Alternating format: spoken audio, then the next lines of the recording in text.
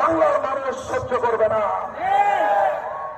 এছাড়া আসেন, আমরা অন্য কোনো কিছু নিয়ে আপনাদের সঙ্গে টানা হেঁচড়া হবে না, কিন্তু 24-এর বিপ্লবের পরবর্তী বাংলাদেশে 72-এর সেই পাকচালী ব্যবস্থা বাস্তবায়ন করতে গেলে আমাদের বুকের উপর দিয়ে, আমাদের লাশের উপর দিয়ে করতে হবে। আমরা জীবন দেব, রক্ত দেব, রক্তের সাগর বইব, কিন্তু 24-এর বিপ্লব ব্যর্থ হতে দেব না ইনশাআল্লাহ। বাংলাদেশে আর সেই সকল স্বৈরাচারীদের ভাস্কর্যজনক মূর্তি স্থাপন হতে দেওয়া হবে না।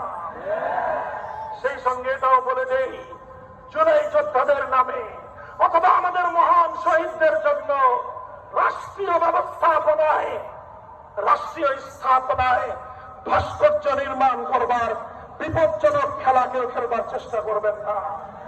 মনে রাখবেন, যদি আমাদের প্রাণ প্রিয় কলিজার টুকরা শহীদ আবু সাঈদ অথবা মুগ্ধদের যদি কেউ ভাস্কর্য নির্মাণ করতে চান, সেই ভাস্কর্যের সঙ্গে আমাদের সেই আচরণই হবে শেখ মুজিবুর রহমান সাহেবের ভাস্কর্যের সঙ্গে যে আচরণ করেছিলাম।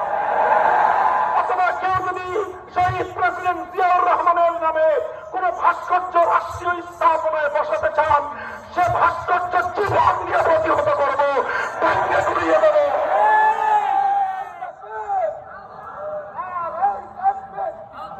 আমরা আদর্শের জায়গায় আমাদের কম্প্রোমাইজ করবার কোন সুযোগ নাই।